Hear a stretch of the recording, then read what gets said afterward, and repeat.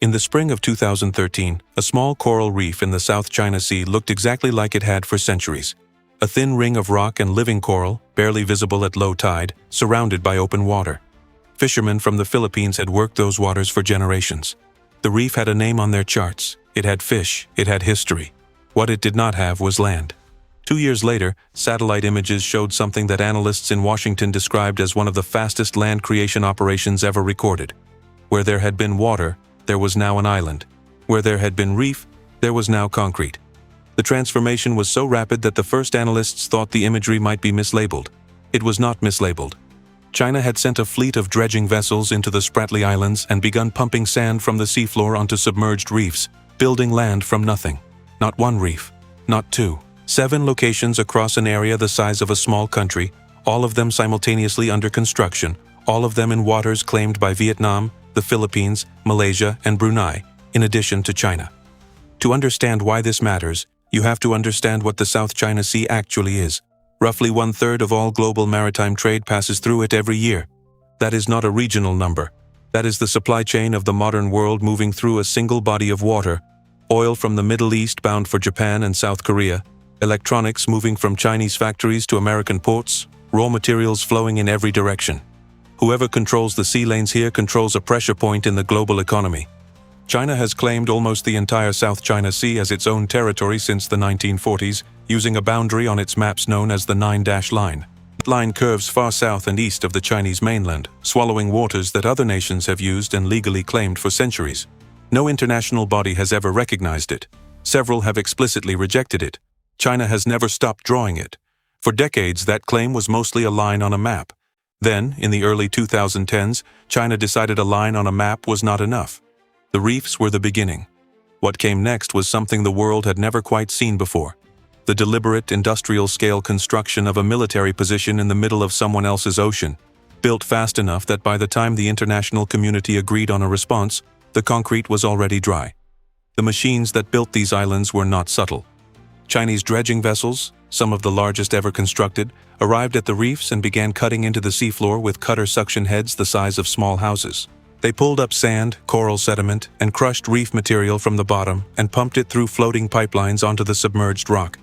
The water turned brown for miles in every direction. The coral died, and the land rose. A single large dredger of the type China deployed can move roughly 100,000 cubic meters of material per day. Multiply that by a fleet of vessels working simultaneously across 7 locations, and you get an operation that was adding square kilometers of new land every few weeks. By the time the construction peak passed, China had created approximately 3,000 square kilometers of new land in the Spratly Islands alone. That number is worth sitting with. 3,000 square kilometers, built from water. The speed was the part that caught everyone off guard. Construction of this scale normally takes years of permitting, planning, environmental review, and international negotiation. China skipped every one of those steps. From the moment dredgers arrived at Fiery Cross Reef to the moment a runway appeared on satellite imagery was less than 18 months. Analysts who tracked the project described watching the images update week by week with a kind of disbelief, like watching a city appear in a desert with no record of anyone breaking ground. Once the sand was in place, the construction crews moved fast. Concrete mixing plants were established on the new land while it was still being formed around them. Seawalls went up to protect the fill from wave erosion. Harbor basins were blasted and dredged to accept large naval vessels. Roads were graded across surfaces that had been open ocean 18 months earlier. And then the larger structures began to take shape. Long flat slabs of reinforced concrete extending across the islands in patterns that satellite analysts recognized immediately. The cost of all this is genuinely difficult to calculate. Estimates from defense researchers and economic analysts range from $40 billion to over $70 billion for the full program across all the islands. The range is wide because China has never published a budget and because some of the construction costs are embedded inside larger military and infrastructure programs that are not broken out separately. What every estimate agrees on is the scale. This was not a small territorial gesture. This was one of the largest construction programs in the history of military infrastructure, executed in secret, in open water, at a speed that the world was not prepared to track. The runways came first, and they told the whole story. On Fiery Cross Reef, a strip of reinforced concrete appeared that measured 3,000 meters in length, long enough to handle every aircraft in China's military inventory, including heavy bombers and large transport planes. The same runway length appeared on Subi Reef and Mischief Reef. 3 islands, 3 full-length military runways, all of them built on land that did not exist a decade ago. Alongside the runways came the hangars, not open parking ramps, but hardened aircraft shelters, reinforced concrete structures built to protect fighter jets from airstrikes. Satellite imagery counted dozens of them across the 3 main islands. Hardened shelters are not a feature of a fishing station or a Coast Guard outpost. They are a feature of a forward airbase designed to survive a first strike and keep operating. The radar installations followed. Large rotating radar arrays appeared on elevated platforms, capable of tracking aircraft and surface vessels across hundreds of miles of open ocean. Alongside them, analysts identified sensor towers, communications domes, and what appeared to be electronic intelligence gathering equipment.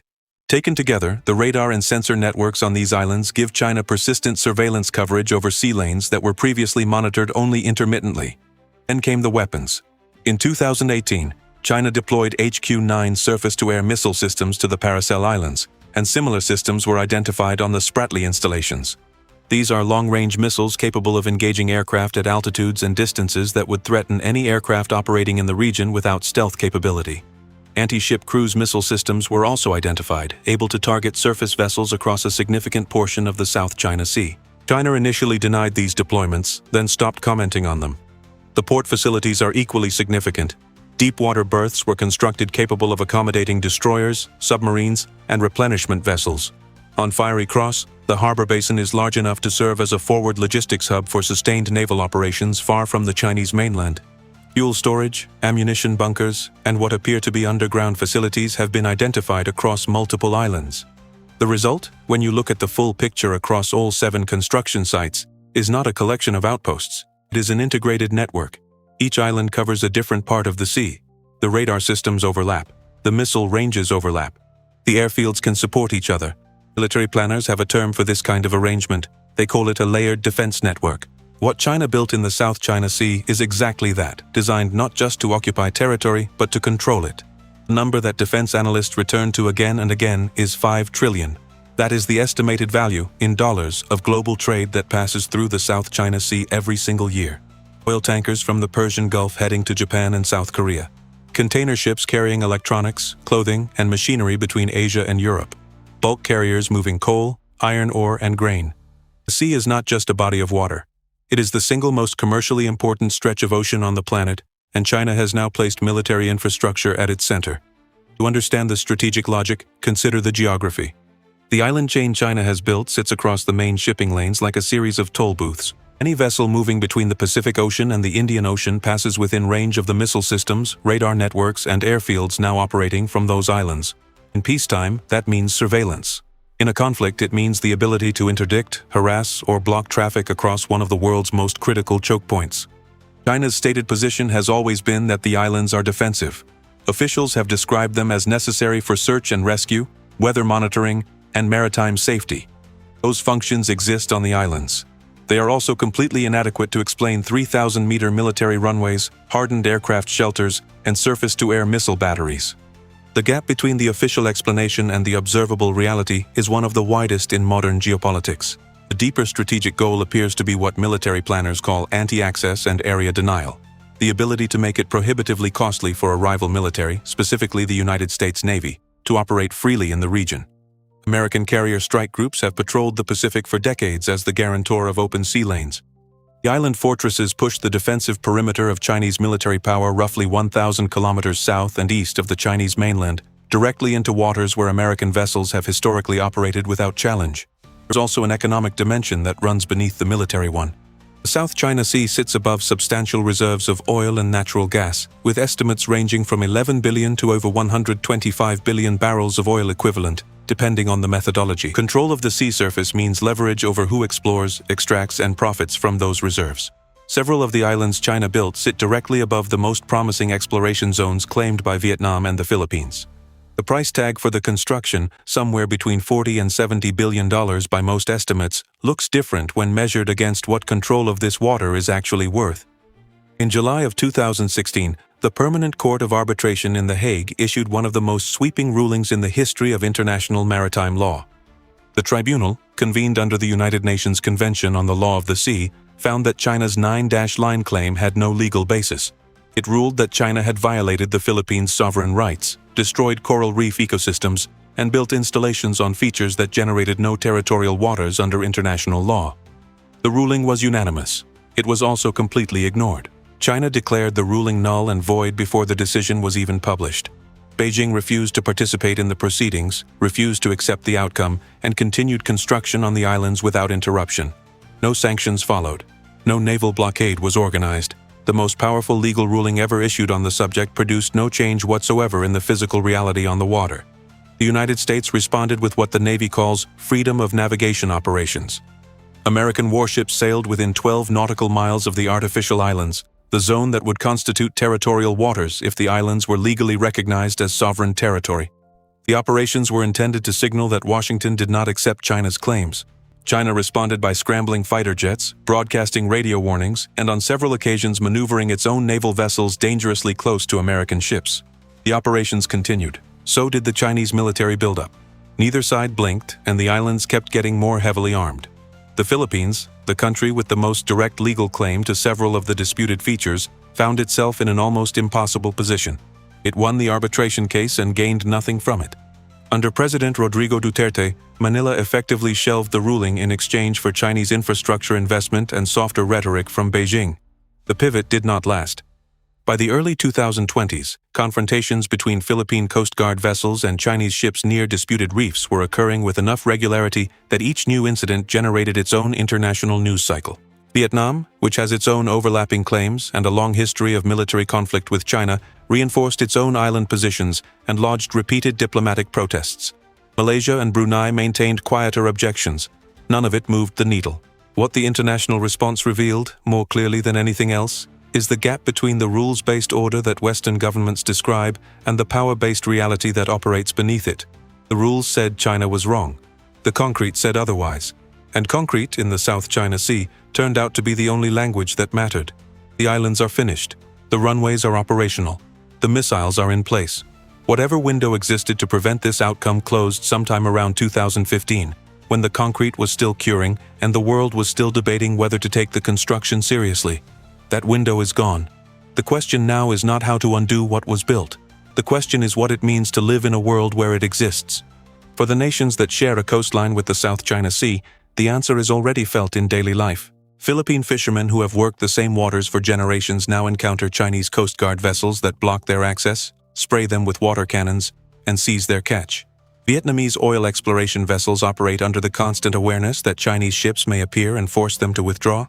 The legal rights these countries hold on paper have not changed. Their practical ability to exercise those rights has.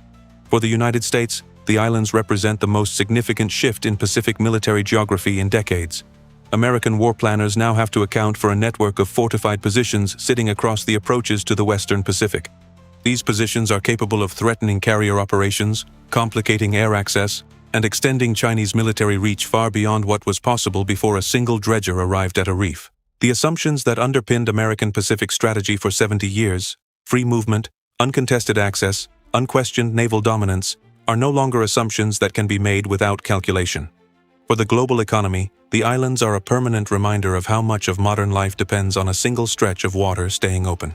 $5 trillion in annual trade.